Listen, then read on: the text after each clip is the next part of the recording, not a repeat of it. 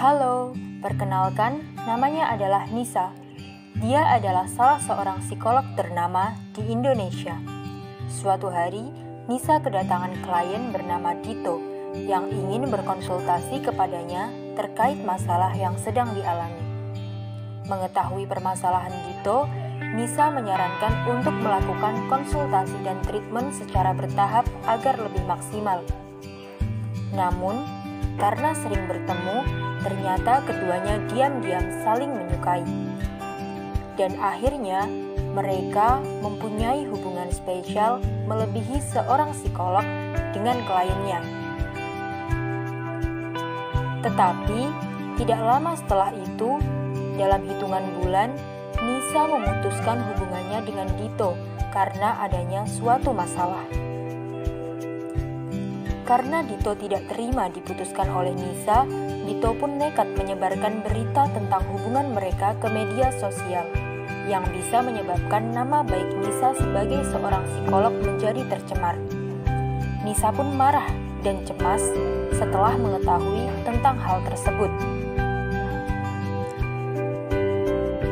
Berdasarkan animasi yang telah kami sajikan, terdapat pelanggaran kode etik psikologi yakni pada bab 3 pasal 11 yang membahas tentang masalah dan konflik personal antara psikolog dan atau ilmuwan psikologi dengan klien atau pengguna layanan psikologi.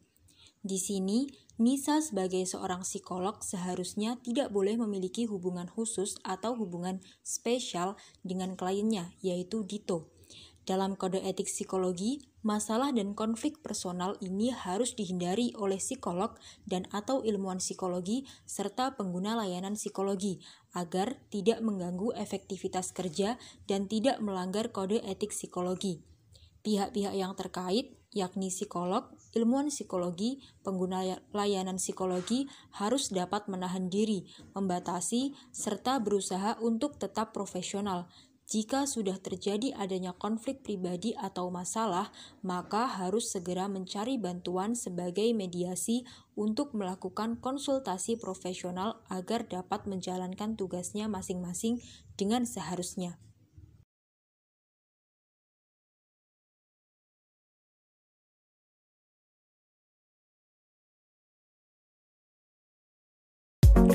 Halo, perkenalkan nama saya Nailal Fauziah, salah satu mahasiswi jurusan psikologi di salah satu universitas negeri yang ada di Semarang. Suatu hari, saya datang ke tempat yang baru beberapa hari telah tertimpa musibah yaitu tanah longsor. Namun, ketika saya lihat, belum ada tenaga kesehatan yang berkompeten seperti psikolog dan ilmuwan psikologi untuk membantu warga yang mengalami gangguan psikologis seperti trauma, stres, depresi, takut yang berlebihan, dan lain-lain. Sebagai mahasiswa psikologi yang pernah mendapatkan pelatihan psikologi first aid atau PFA, akhirnya saya turun untuk membantu warga sekitar, sembari menunggu psikolog yang lebih berkompeten datang ke lokasi. Setelah psikolog yang berkompeten datang, saya segera mengalihkan tugas kepada psikolog atau ilmuwan psikologi yang lebih berkompeten agar penanganan yang diberikan lebih maksimal.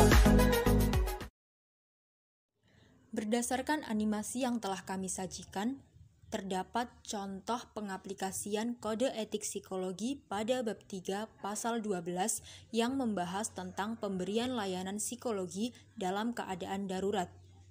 Keadaan darurat adalah suatu kondisi di mana layanan kesehatan mental dan atau psikologi secara mendesak dibutuhkan, tetapi tidak tersedia tenaga psikolog dan atau ilmuwan psikologi yang memiliki kompetensi untuk memberikan layanan psikologi yang dibutuhkan.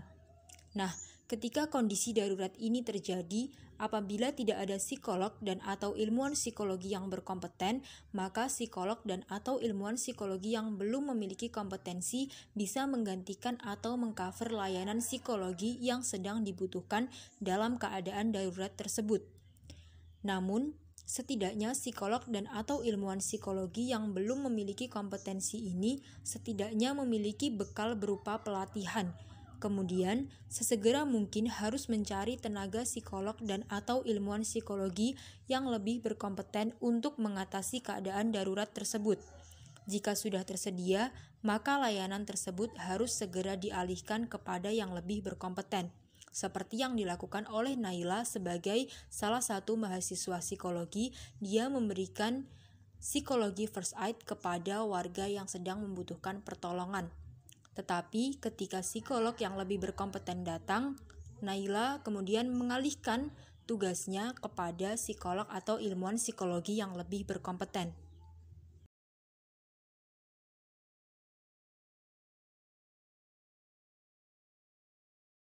Selamat siang, ada yang bisa dibantu? Siang, perkenalkan saya Dharma yang minggu lalu membuat janji konsultasi dengan Anda. Oh iya, Mas Dharma, silahkan. Ada keluhan? Jadi begini, kebetulan saya mengenal Anda karena kalau tidak salah kita satu kampus dulunya. Oh iya, Mas. Kalau begitu tujuan saya ke sini bukan mau konsul, tetapi ingin menanyakan seputar pekerjaan. Saya mendengar jika saat melamar pekerjaan akan ada serangkaian tes. Saya awam sekali dengan hal-hal yang semacam itu. Apakah Anda memiliki gambaran bagaimana soal-soal yang akan diberikan? Kan Anda psikolog nih, pasti tahu dong bagaimana bentuk-bentuk soalnya. Jika ada berkenan, saya akan membayar 2 kali lipat.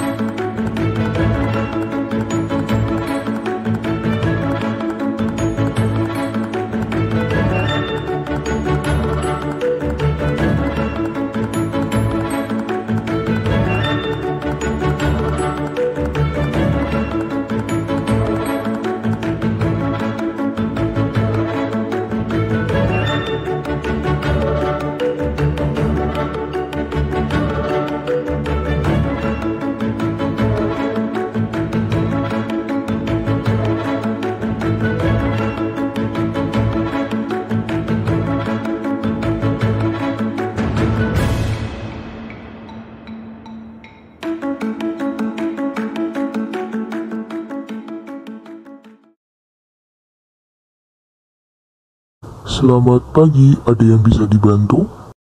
Pagi, Kak Leo. Oh, kamu sudah mengenal saya.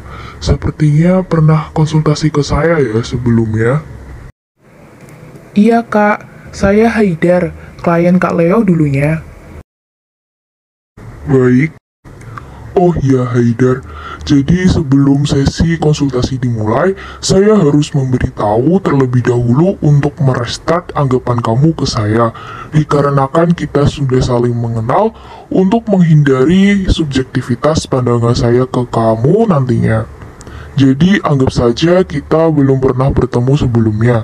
Apakah bisa dimengerti Haidar? Sangat bisa, Kak.